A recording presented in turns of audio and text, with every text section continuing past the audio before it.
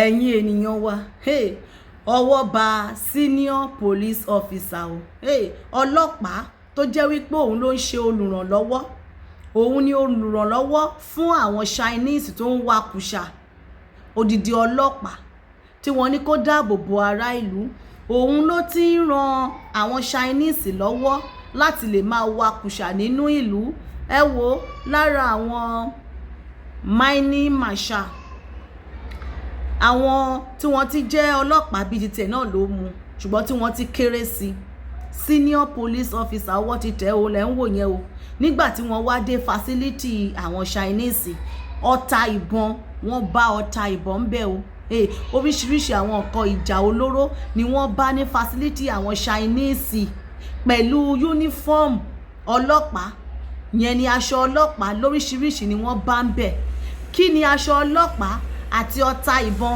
kí ló ń wá àbí kí ló ń ṣe ní facility àwọn Chinese ṣe ni pé wàhálà ti wà ṣe ni pé àwọn Chinese nǹkan tí àwọn gan ń ṣe nínú ìlú òkèrè o àwọn gan fúnra wọn wọ́n ń lo àwọn agbésùmọ̀mí láti lè máa mining ẹ wo nǹkan tó ṣẹlẹ̀ nínú Old Ọ̀yọ́ National Park bẹ́ẹ̀ gẹ́lẹ́ ló ṣẹlẹ̀ ní gbogbo state bẹ́ẹ̀ bá dé Ọ̀ṣun ẹ bá wọn bẹ̀ bẹ́ẹ̀ dé Oǹdó ẹ bá wọn bẹ̀ lóògùn state ẹ bá wọn bẹ̀ ẹ wo senior police officer yọwọ́ ti tẹ̀ o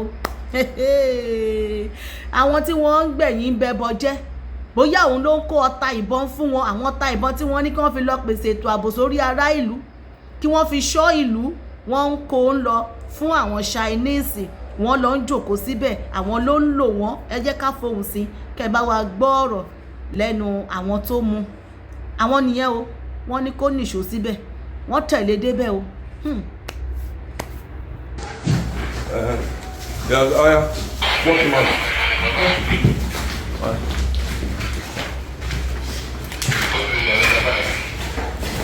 ilé ìgbà o.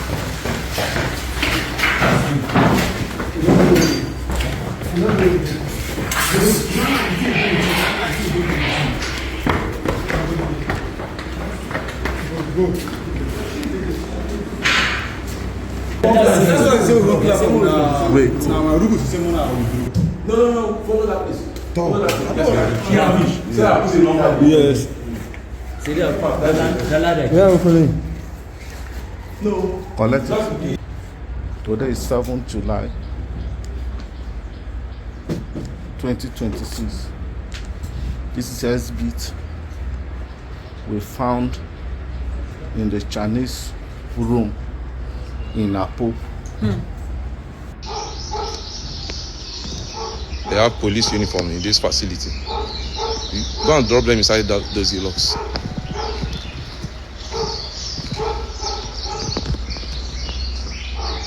This is the location, the address in Akoko legislative quarters.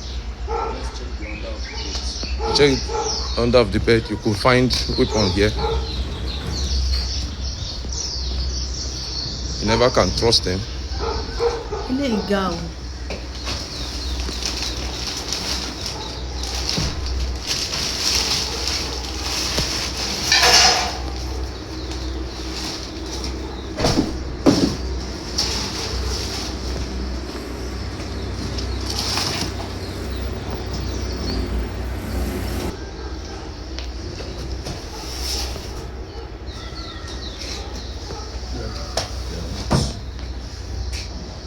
Move them into the car.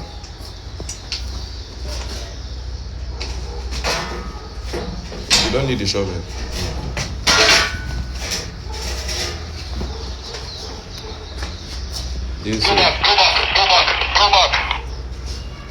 ṣe rí nǹkan táwọn ọlọ́pàá ń ṣe ọlọ́pàá agbófinró kí ni iṣẹ́ wọn ẹlẹ́ṣọ́ ààbò láti dáàbò bo ará ìlú ṣe rí pé gbogbo ẹ̀ ti dàpọ̀ báyìí àwọn aboko repentant wọ́n ti wà nínú iṣẹ́ ológun àwọn ọlọ́pàá gan fúnra wọn àwọn gan ti gbàbọ̀dè fún ará ìlú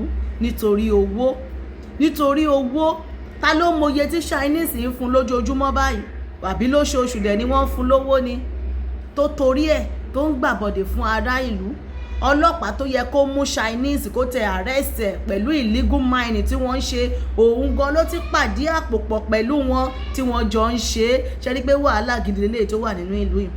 Ẹ wo fọ́nrán yìí, àwọn ajínigbé, àwọn Fúlàní tí wọ́n dá àwọn èrò ọkọ̀ tí wọ́n dá wọn lọ́nà, gbogbo àwọn tó wà nínú ọkọ̀ yẹn ni wọ́n kó lọ o. Ó ṣẹlẹ̀ ní Igara, Edo State ló ti ṣẹlẹ̀. Checking point, ibi tí wọ́n ti máa ń gba owó ní ọwọ́ àwọn awakọ̀, ibẹ̀ gẹ́lẹ́ ni àwọn agbésùmọ̀mí ni wọ́n lọ dúró sí.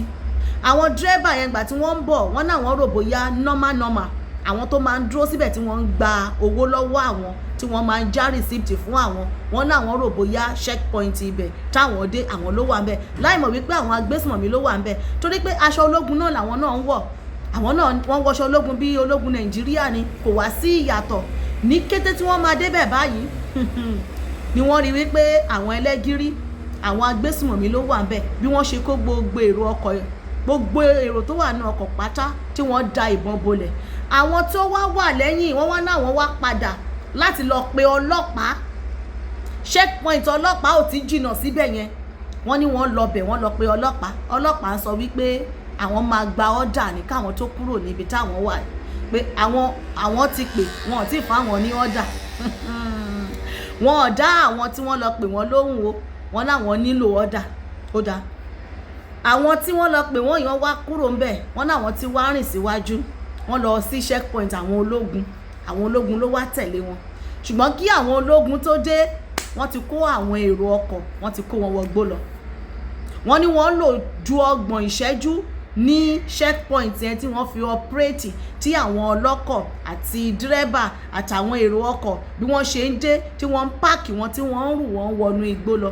Ṣe rí pé wàhálà gidi lélẹ̀. Jẹ́ ká fi ohùn sí kẹ́ ẹ gbọ́ ọ̀rọ̀ lẹ́nu àwọn èrò ọkọ̀ tó wà lẹ́yìn tí mọ́tò wọn ò tí ì dé ibi tí àwọn agbésùmọ̀mí tí wọ́n ti ṣòro bí agbọ́n tí wọ́n ti ṣọṣẹ́ náà.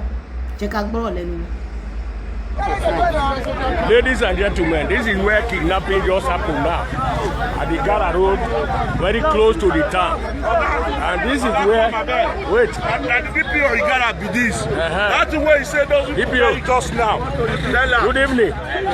You know, when this thing was happening, yes, they said the kidnappers on this road. They shoot. Wait, listen to me. Kidnappers were kidnapping here. I was coming from Mauti, DPO. I was coming from Mauti. You can talk without putting the camera. No, dude, I want to let you know this checking point have to live here because supposing the people for revenue. This guy, they carry the joint, okay? It doesn't matter. It doesn't matter whether they carry the joint or not. So meaning people waiting for this.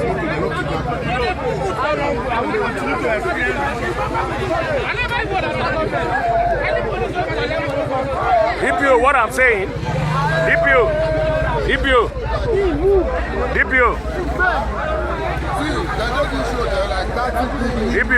what I'm saying there, I was in the university there when people told me something was happening. I reversed, get to those people checking point. Yes. I called them and said, police, please follow me. Police, please follow me. There is problem in this road. The inspector said that they are there in it's a checking point. There is a special bill, so they cannot leave until they get instruction from the Auga. I said, you cannot. No, I'll talk to you later. Get instruction from you because this is an emergency. Kidnappers are here.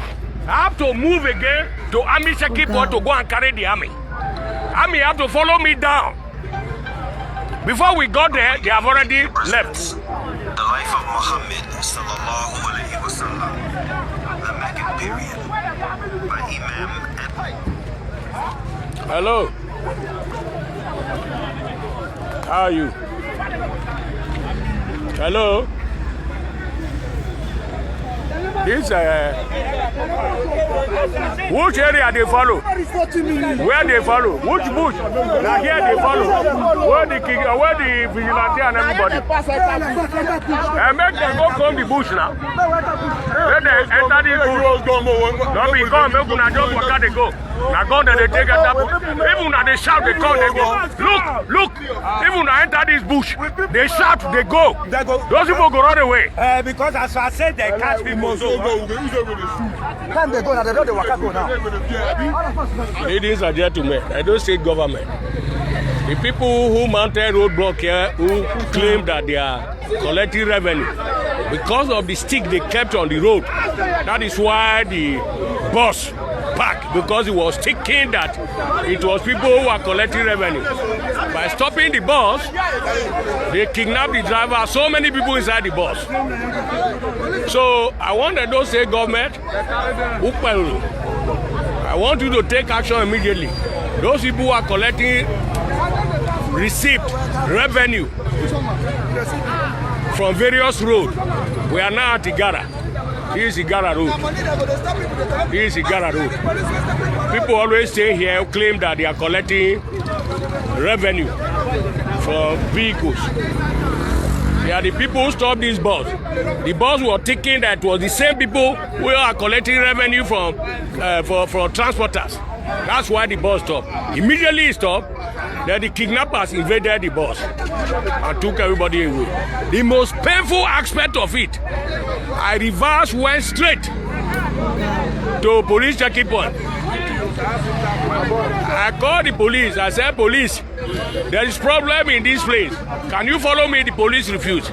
They said they cannot follow me, that they are waiting for special order.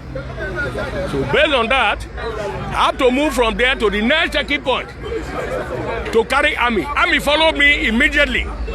Before we got there, they have already entered inside the forest. It's supposing the police move immediately because they were here. They said they were in this checking point for more than 30 minutes when they were shooting.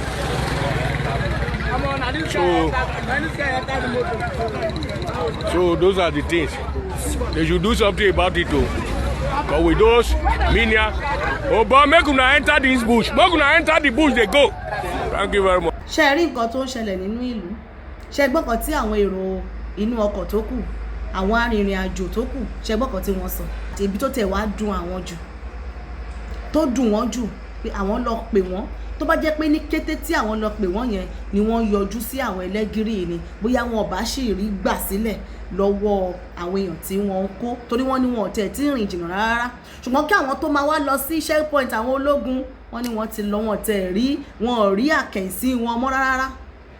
Àwọn ọlọ́pàá tó yẹ kó dáàbò bo ara ìlú, ṣùgbọ́n wọn ò dúró de ọ́dà o kí wọ́n tó ṣe ìrànlọ́wọ́, kí wọ́n tó máa support Chinese láti máa wa Kùṣà. Wọn ò dúró de ọ́dà ń gbà yẹn o. Wọn ò dúró de ọ́dà kí wọ́n tó máa kó ọta ìbọn lẹ́yìn tí wọ́n kó jáde nínú facility àwọn Chinese yẹn. Wọn ò dúró de ọ́dà, wọn ò gba ọ́dà lọ́wọ́ anybody nígbà yẹn o. Ṣé rí nǹkan tá à ń sọ? Ẹ jọ̀ọ́, kí ni nǹkan tó tún wá kù nínú ìlú yìí? Kí ni nǹkan tó kù báyìí? Tá a bá sọ nípa ètò ààbò, kò sọ́nà. Ẹ wo ọ̀nà tí wọ́n náà ti ń gba revenue náà. Ẹ wo ọ̀nà tí àwọn dírẹ́bà ń gbà lójoojúmọ́. Ẹ wo ọ̀nà tí àwọn arìnrìnàjò ń gbà lójoojúmọ́, tí wọ́n dẹ̀ ni wọ́n máa ń dúró sọ́nà ń bẹ̀ yẹn, wọ́n ń gba revenue lójoojúmọ́. So gbogbo owó tí wọ́n ń gbà wọ́n yẹn, ìwé tí wọ́n ń já fún àwọn dírẹ́bà yẹn, kí ni wọ́n fi ń ṣe? Kí ni wọ́n fi ń ṣe? Ṣé bóun ló yẹ kí wọ́n máa ná sí gbogbo ọ̀nà wọ̀nyí kí wọ́n fi máa ṣe? Wọn ò ṣe o. Àwọn kan ló ti wà tó yẹ pé ibi táwọn ti ń rí jẹ nìyẹn, àwọn ni wọ́n kó gbogbo owó wọ̀nyẹn fún. Ṣé wá rí nǹkan tó ṣẹlẹ̀? Igara, Edo State, Akoko Edo, ibẹ̀ ló ti ṣẹlẹ̀ yìí o. Gbogbo àwọn arìnrìnàjò tó kó sọ́wọ́ wọn ni wọ́n náà ti kó lọ báyìí o. Wọn ò tí meye tí wọ́n á ní kí wọ́n wá mú wá gẹ́gẹ́ bí ransom o ní ìlú tó lọ́ba tó ní ìjòyè. Ẹ wo nǹkan tó ń ṣẹlẹ̀ lójoojúmọ́. Ẹ wá wo àwọn ọlọ́pàá. Wọ́n ní ẹni a ní kó fẹ́ ni lójú, ata ló fi sẹ́nu. Igi àbáfẹ̀yìntì, kìkì ẹ̀gún ló ṣe. Òun ni ọ̀rọ̀ àwọn ọlọ́pàá. So kí wá ní ìtumọ̀ ọlọ́pàá tó wà láàrin ìlú? Ọlọ́pàá ń gbàbọ̀dè, ológun ń gbàbọ̀dè, kò tẹ̀ wá sí ẹ̀ka wípé ibi báyìí olótẹ̀ wá ṣẹ́pẹ́rẹ́, gbogbo ẹ̀ báyìí bálá bolobolo ni. 2027 ó dáa, Ọlọ́run àbá wa yanjú ẹ̀, wọ́n ní ká dóde 2027. Ṣùgbọ́n pẹ̀lú àwọn kan tó ń ṣẹlẹ̀ yìí, ẹ̀yin ènìyàn wa, kí ló ń tẹ̀yìn náà bá wa rí sí? Yorùbá bọ̀, wọ́n ní ọ̀rọ̀ sunukun, ojú sunukun là á fi wò, ojú wo lẹ́yìn bá wa fi rí gbogbo bí nǹkan ṣe ń lọ yìí. Tó bá máa di 2027, kí ni nǹkan tó fẹ́ ṣẹlẹ̀? kó tó di 2027 náà kí ló fẹ́ ṣẹlẹ̀, níbo là ń lọ gan pàtó lórílẹ̀‐èdè yìí, níbo ni irú ọkọ̀ wo gan ni àwọn adarí ni wọ́n kó ará ìlú sí, ibo ni wọ́n ń wà wọ́n ń lọ gan pàtó báyìí pẹ̀lú nǹkan tó ń ṣẹlẹ̀. Jẹ́ ká rí èròǹgbà yín ní abẹ́ fọ́nrán yìí, àní dààmú. Èmi náà ni ọmọ yín ọ̀rẹ́ yín olólùfẹ́ yín àbúrò yín Àṣàkẹ́ TV show. A máa mú wá fún wa bó bá ṣe ń lọ bó bá ṣe ń ṣẹlẹ̀. À ń jẹ́ kí etí wa dí sí gbogbo nǹkan tó bá ń ṣẹlẹ̀ o. Torí pé Yorùbá bọ̀ wọ́n ní tẹnitẹni tàkísà ní tàtàn. Nílẹ̀ Yorùbá gbogbo tó bá ṣẹlẹ̀ a máa fi tó wa létí, àní dààmú. Ẹ bá wa pín ètò wa, ẹ máa bá wa subscribe sórí YouTube channel wa. Ẹ subscribe ṣe wọ́n pé ìkànnì tuntun ni. Ẹ máa bá wa subscribe, ẹ máa tẹ love and like sí orí àwọn ètò wa. Àṣàkẹ́ TV News.